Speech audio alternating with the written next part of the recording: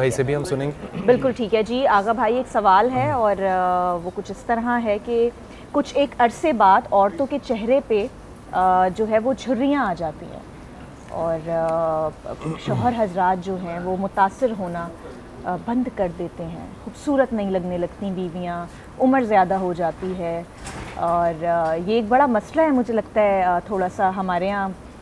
मर्दों को तो खैर नहीं बोल सकते ऐसे ख़ास, लेकिन मुतासिर होना बंद कर देते हैं और अपनी बीवियों से, बेगमात से। तो उसका क्या हल है? कोई ऐसी टिप बता दें औरतों के लिए कि सब देखने वाली माशाल्लाह खुश हो जाएं और कुछ ऐसा कर लें कि भाई उनकी स्किन ग्लो करने लगे, और या फिर आप कोई टोटका बता दें।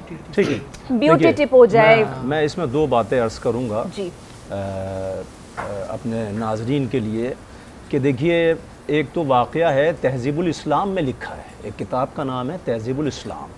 उसमें लिखा है कि हज़रत ईसा अलैहिस्सलाम एक कस्बे से गुज़र रहे थे, तो जब एक जगह से गुज़रे तो देखा कि एक शौहर अपनी बीवी से लड़ रहा है और वो कह रहा है कि मैं तुम्हें छोड़ना चाहता हूँ, तो मैं तलाक देना चाहता हूँ। अच्छा, बीवी कह रही है मैं तुम्हें छोड़ना नहीं चाहती, मुझे तलाक मत दो, मैं तुमसे बहुत मोहब्बत करती हूँ।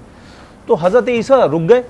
हज़रत ईसा ने पूछा उस शौहर से कि भाई तुम अपनी बीवी को तलाक क्यों दे रहे हो, और इसमें कौन सा ऐसा नुक्स है जो तुम्हें नज़र आ रहा है। उसने कहा देखिए, अल्लाह के नबी हैं आप, मैं आपसे झूठ नहीं बोलूँगा, मेरी बीवी बहुत अच्छी सीरत की मालिक है और मेरी बहुत खिदमत गुजार है, बहुत खिदमत करती है, लेकिन एक मसला है कि इसके चेहरे पे झुर्रियाँ और झाइयाँ पड़ गई हैं, तो ये मुझे अच्छी नहीं लग रही, बस इसकी वजह से मैं इसको छोड़कर दूसरी शादी करना चाहता हूँ। तो अब आप ये बताइए, मैं गुनाह तो नहीं कर रहा, लेकिन मैं दूसरी शादी करना चाहता हूँ। औरत रोने लग गई, औरत कहने लगी अल्लाह के नबी आप हमारा मसला हल कीजिए, मैं चाहती हूँ कि ये मर्द मुझे ना छोड़े, मैं इससे बड़ी मोहब्बत करती हूँ। हज़रत ईसा ने, देखिए नबी क्या है, नबी कितना बुलंद मर्तबा होता है, नबी ने एक सेकंड में वो मसला हल कर दिया। हज़रत ईसा ने फरमाया उस शख्स से कि देखो ये मसला मैं हल कर दूंगा, तुम फिर इसको छोड़ोगे तो नहीं। उसने कहा नहीं, ये मसला हल हो गया तो मैं छोड़ूंगा नहीं इसको।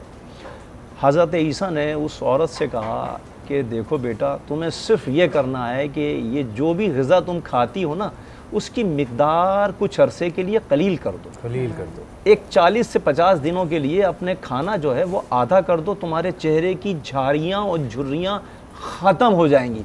अब ये वो ख़वातीन सुन रही होंगी जो इस मसले को लेके दो चार हैं और परेशान हैं, वो मसला हल कर सकती हैं।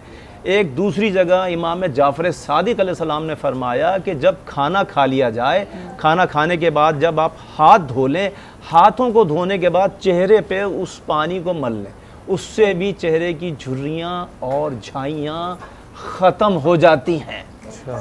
और बहुत सारी ख़वातीन के हाथ पैरों में तकलीफ़ शुरू हो जाती है वक्त से पहले, आजकल तो हो रही है ना, तो उसको कहते हैं दर्द नखरस, ज्वाइंट्स का पेन।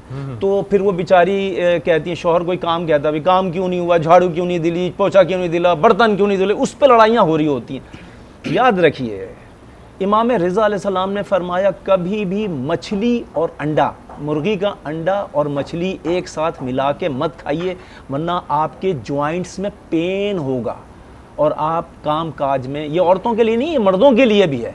इसके अलावा इमाम रिज़ा अलैहिस्सलाम की किताब में ही लिखा है कि अंगूर और दूध दोनों चीज़ों को मिला के मत पीजिए, अंगूर को और दूध को दोनों चीज़ों को मिला के मत पीजिए, वरना उससे भी आपके जोड़ों में दर्द शुरू हो जाएगा। और वो जो मछली पे बोलते हैं वो दूध, वो कोई वो एक ख़ास मछली है, वो एक ख़ास मछली है, उसको खाने के बाद उससे निशान पड़ जाते हैं, बर्स के निशान पड़ते हैं।